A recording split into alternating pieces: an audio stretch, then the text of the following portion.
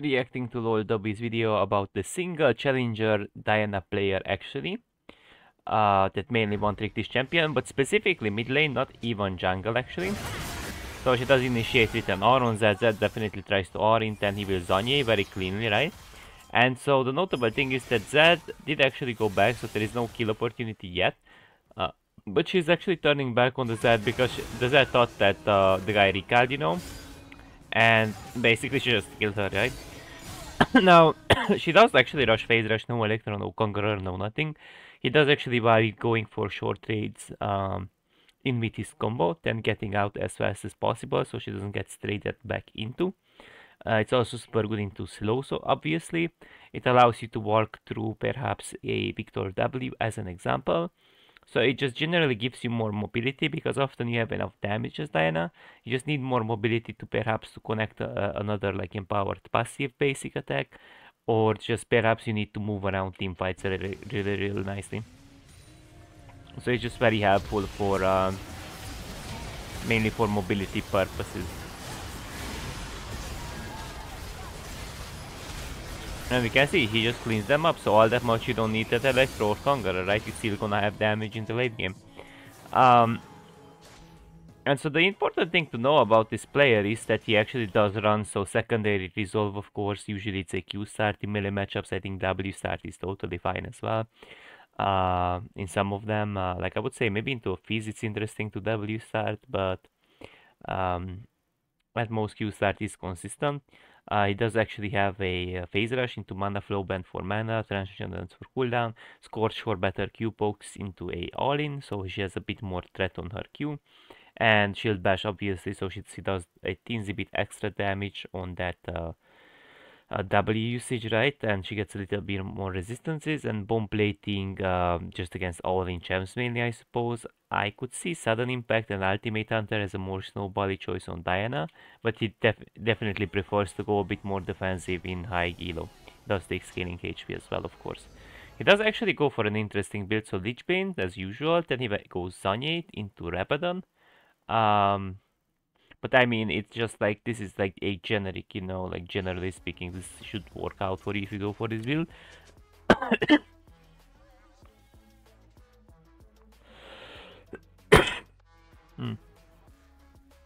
Lich Bane is very strong these days, guys, you know. Let's just turn up the quality a little higher, no? Okay, so at level 1 take you and stack, yep. So you mainly poke, you cannot W start because it does not do much into a range matchup, and E start is also very bad because you don't deal much damage on it, then it just sucks because it has like a very long cooldown, so mainly you can Q start into like most of the matchups, I would say, you know. Then aim to like basic attack trade only when you have your passive up, and they preferably gave up an ability that could possibly outtrade you, depends. But in here he did go for a basic attack Q trade into Irelia early on. Note that Diana has 150 attack range, and of course Irelia has more. But look at her fighting power, right? She's not scared to take a fight into Irelia. Look at her very clean trades. You know, obviously the laning phase starts out, he knows what to do, he's poking already. Then he's looking to sneak in some empowered basic attacks, possibly of her passive, you know. And look, she cleanly, like, she knows that Irelia cannot Q all of the minions right now to get her passive up. So she knows she wins this all-in because she has bomb plating Q. And Irelia cannot Q in because it doesn't deal much damage without her passive, you know. So don't be too scared of Irelia for no reason when she cannot Q the minions, because this is not the angle for her yet, right? So she does go for this type of trades. Then she actually still doesn't back up completely, because these minions are not Qable yet by Irelia. And now when Irelia is about to reach level 2, she's not too scared yet. The reason behind that is very simple. She's gonna AoE her and the minion at the same time with her Q in here, right? So pay attention to that little detail. Sadly, exactly didn't kill the minion in time, but she sidestepped it super nicely. She placed a point in her W, and because Irelia missed that 80 damage and that Q reset opportunity, Diana does actually press a little bit forward, even though she had no bomb plating for this fight, just because she can actually trade into her quite nicely with that W and passive. And so the good thing about this matchup is that soon Irelia's passive will actually drop, I do suppose. and Diana gets level 3, which gives her even more outplay opportunity. Versus ranged, it's also worth to threaten once with level QE. Yeah, so like with Q, you could dodge Cassiopeia's Q, right? And then Hurry doesn't really deal as much damage, so you could QE into short trade, you know? That's like super nice. And she just phase rushes out. Sadly, she did get caught by the Cassiopeia Q. So that's a bit of, usually something you wanna outplay by Eing in when she throws in her Q, but it's not always possible, of course. Even so, into bomb plating champ, she loves to like go in actually, trade in really nicely. So note that most of the Diana players do actually go in only when they have only when they hit their Q, but that makes your engage very patterned in a way and slower, right? Because your Q has to go up, has to hit the champion, right? And so that's what like Diana players have to understand, that with phase rush, you shouldn't always think as a necessitating your Q, you know, because sometimes you can just trade into your opponent without the neediness of having this, you know, Q connected, right?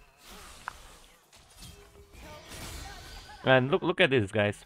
So even in here, right, she's level 3, and obviously the Azir will be just level 2. And so she can actually just dive in with her E, right? The issue was she used W a bit too early, so she couldn't get damage value on the Azir, because the minions kind of soaked it, so that was a bit of a misplay.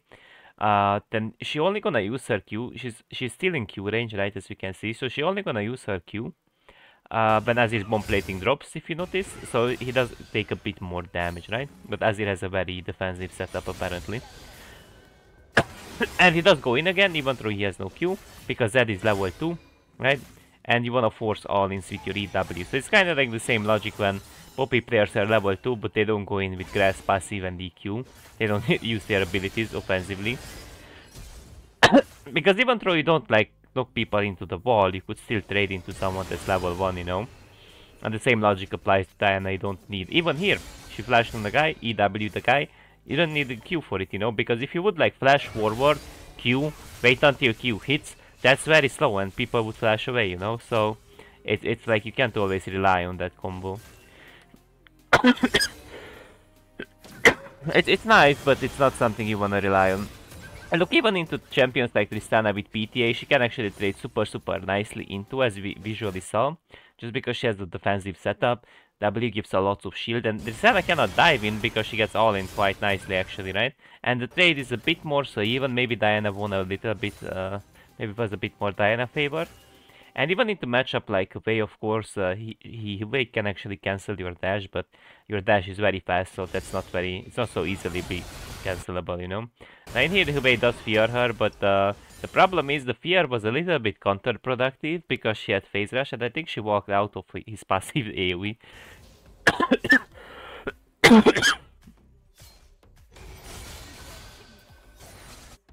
So when Azir burns his Q, he's looking to more heavily trade because he cannot reposition his soldiers, right? So if Azir gives up 2 soldiers and you play a dashing champion like anything, you know, Tristana, Diana, and she gives up his Q, he cannot reposition his Qs into you, so he cannot use the soldiers into you, right? Which means that he has only his basic attacks and not his W to fight you, so that's where he should aim to like force. And Yon burns his Q, so he's looking for opportunities to space and trade. So this is a really good trading window because Yon had no Q. And so the good thing is she phase rushes out, so Yon cannot even force anything remotely, right?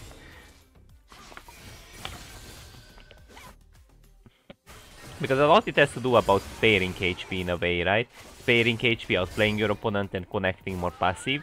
Like if you can connect like 1 more passive, 2 more passive basic attacks, that's more valuable than having a first, like having a electrocute. Well, first I would say electrocute more so when let's just say hypothetically you get to like scale up with some items, then it can be more valuable than an electro, when you can get like an extra like passive basic attack can make up for the lack of electrocute damage, usually like 1 or 2 items I would say.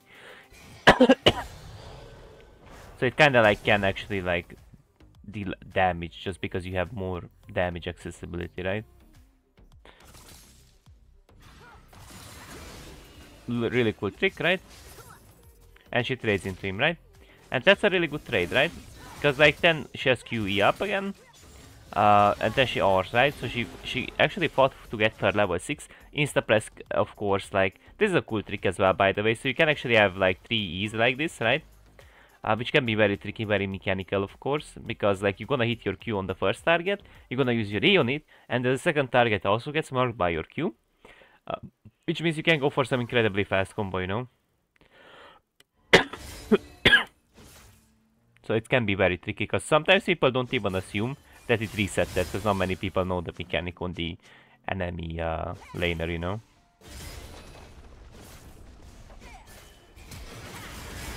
Yep, and he all in him specifically, I think, with her passive, right? So this can be very tricky, right? This can be very tricky, watch. She has her passive right now. Right, you saw Q, cancels the Q animation, right, with flash. Goes in with E, goes in with RW. And the issue is some people would say Z could just W out, but the problem is he gets E after, you know? The Z even try to flash, but it's kinda hard to like get out of like phase rush Diana with the second E up grasp, you know? It's kinda hard to get out of his R grasp, you know? Does go for a nice trade, he does go in, and he only gonna use his Q and basic as a finisher. You saw there, it actually helped quite a lot to connect an extra passive basic. It helped a lot, like, sort of hitting a Q as well really nicely, because she could step up, you know. It does actually flash quite nicely. Ooh, good speed, look at her mob. Oh, she has no phase rush now. Oh, she's Conqueror. So into Sylas apparently it takes Conqueror, because like, it's not the greatest. I mean, it kinda helps to dodge his abilities if I think about it, but it might be a bit better to have more fighting power into a Sylas, because he will take Conqueror as well. So maybe that's his logic, you know, into like some melee fighting matchups. In here he does phase rush. So it depends on your matchup, like what do you value in it, more mobility or more DPS, and into Sylas you need some DPS, because he does heal, he's a bit tanky as well, and he does build HP items, right? So I think he does actually sometimes go Conqueror as well, as we see. This is a really cool skin, by the way, because I mean, just look at the skin's visuals, right? The shield is very big as well, by the way, so like she can always outtrade like mages that are generally even with her, because the shield is quite big, so that allows you to go for really good positive trades actually. So that's just great. And you see, he doesn't necessarily need an Electrocutor Conqueror, because she has enough damage, she needs that extra utility, right?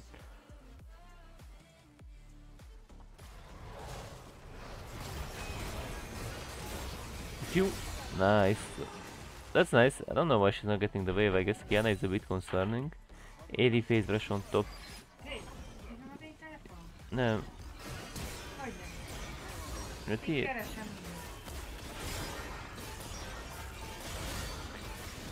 Casting way beforehand procs. Phase rush with E auto and chases enemy flash. Okay. Landing cute and waiting the CD a bit before engage yet. So that will allow you to hit a second rotation of your Q. So that's like one tricky way of like all-inning someone. Because getting another rotation of Q means you get another rotation of E as well, right? So basically you maximize out your Q usages, you maximize out your E usages as well, you know? So that just allows you to go for a way better all-in, you know, if you wait a little bit, you know, delay it and time a really good all-in, you know? That looks like a free kill. Okay. That's you. He does go in, he does actually walk away completely, so Urgot doesn't hit CZ, but it looks like Urgot is kinda tanky though. Looks like that Urgot is gonna one-shot her. He has to outplay him a little, huh? But his team catched up and it was easy, but you see against some bruisers you gotta play with some kitings, you know? Because otherwise you will not be able to like, you know? You may not be able to like pick the player up.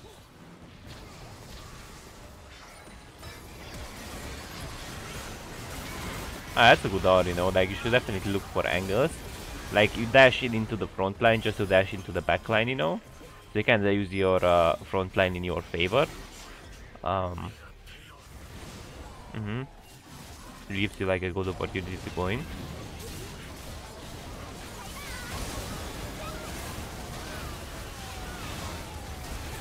Holy fuck. That's such a disgusting Zhonyi as well, right? Because she didn't even die because of the Zhonyi. That's funny, right?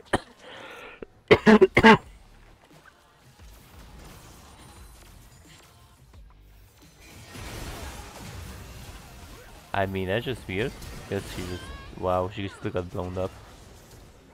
Let's wrap up with a montage. Let's see the montage. It does connect her Q, does go in. Ooh, this looks a bit scary.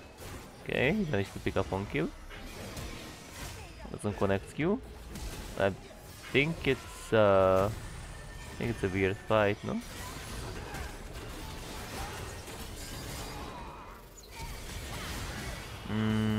He doesn't even need Cesar. Not really. No, I think she's patient because she needs to eat like, yeah. So she waited her for her passive. She waited for her Q, then she can go for a clean out. I think there should be a double. Oh, it is. It is. It is a double. Yep. But those are some really nice, definitely really nice Diana plays, of course. So she actually does TP in, right? So she picked up a kill, then she TPs on the ward because she cannot reach in time. But this way he can actually collapse on the way on the whole enemy team, right?